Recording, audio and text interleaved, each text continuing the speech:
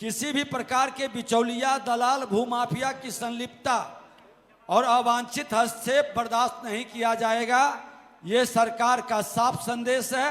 हमने 3 समस्याओं को वरीयता दी है अभी, दाखिल, खारिज, परिमार्जन, माफी, और उसके बाद अतिक्रमण और जालसाजी।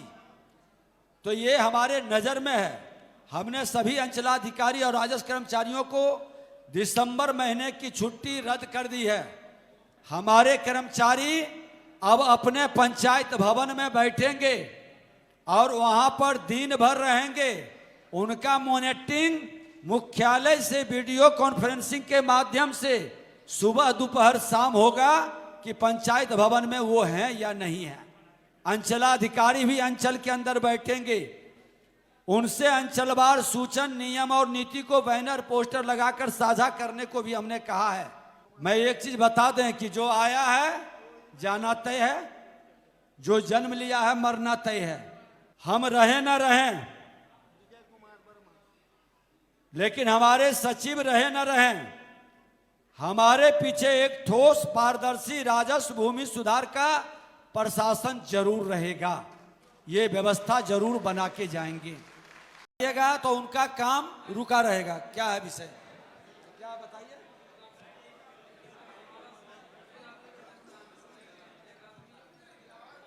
आवेदन दिए हैं तो बैठ जाइए। फिर आवेदन दिए हैं तो जिनका हमने बुलाया उन्हीं का सुना सो नहीं है। जिनका नहीं बुलाया है उसको ज्यादा गंभीरता से सुनेंगे। जाइए, बैठिए। अरे आप डीएम से एक बार मिल लीजिएगा। ठीक है, चलिए बैठ जाइए,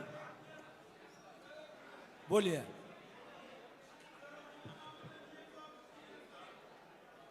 हम तो बता रहे हैं कि ये पहल होगा। बैठ जाइए, सब लोग बैठ जाइए। चावल टेस्ट किया जाता है, एक एक चावल को टेस्ट नहीं किया जाता है। अलग अलग तरह के मुद्दा को हमने उठा करके उसको हमने समीक्षा करके यहाँ की परिस्थिति को हमने जान लिया है, भांप लिया है। उसका समाधान के लिए हम पहल करेंगे। और आज जो भूमि सुधार जन कल्याण संवाद में लोग आए हैं, राज्य में राजस्व और भूमि सुधार से जुड़े मामले में जो आ रही मूलभूत अड़चने, समस्याओं को समझना और सुलझाने का जो काम किया गया, वरीय पदाधिकारी भी जमीनी सच्चाई को इस तरह के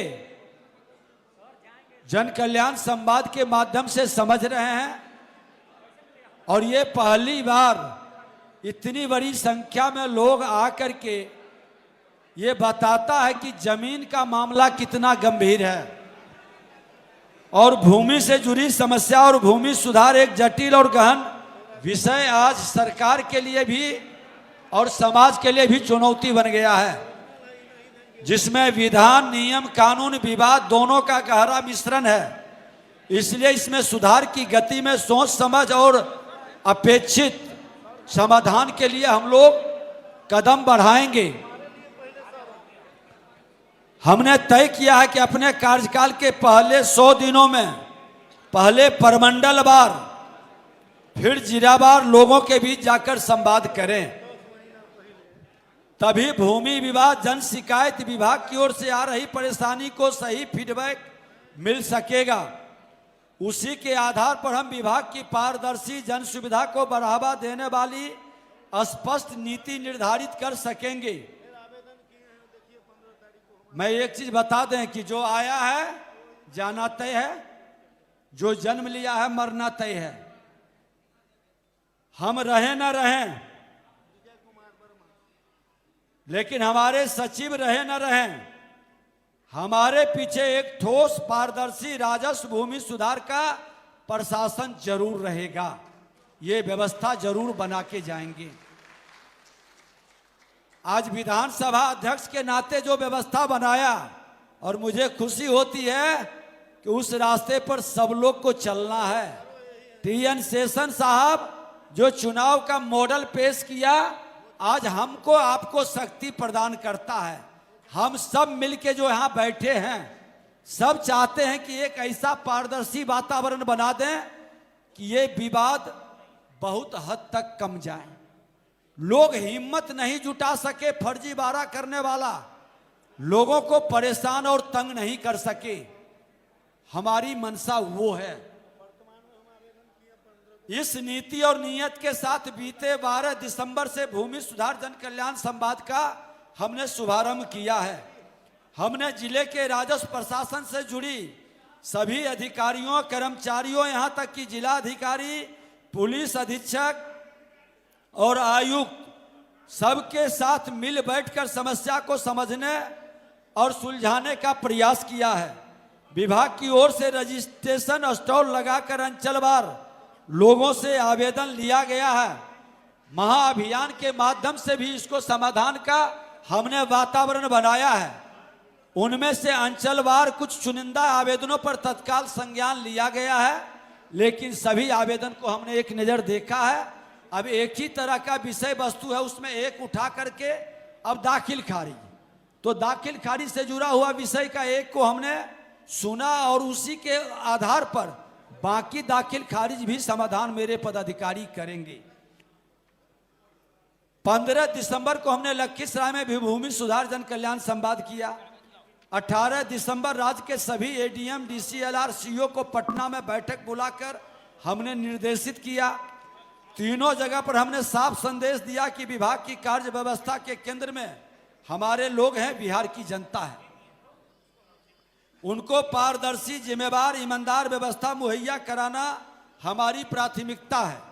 किसी भी प्रकार के बिचौलिया, दलाल, भूमाफिया की संलिप्तता और अवांछित हस्तक्षेप बर्दाश्त नहीं किया जाएगा। ये सरकार का साफ संदेश है। आप लोगों ने सरकार को आशीर्वाद दिया है। सरकार पूरी सजगता से आपकी सेवा के लिए प्रयास कर रही है। हमने 3 समस्याओं को वरीयता दी है अभी: दाखिल खारिज, परिमार्जन, माफी, और उसके बाद अतिक्रमण और जालसाजी। तो ये हमारे नज़र में है।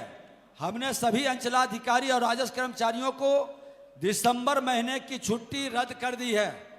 इसको प्राथमिकता में करने के लिए ये आपको जानकारी में रहनी चाहिए। और हम सिर्फ सजा नहीं देते हैं, अच्छे काम करने वाले को प्रोत्साहित भी करते हैं।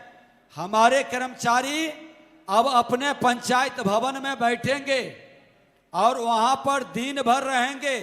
उनका मॉनिटरिंग मुख्यालय से वीडियो कॉन्फ्रेंसिंग के माध्यम से सुबह, दोपहर, शाम होगा कि पंचायत भवन में वो हैं या नहीं है।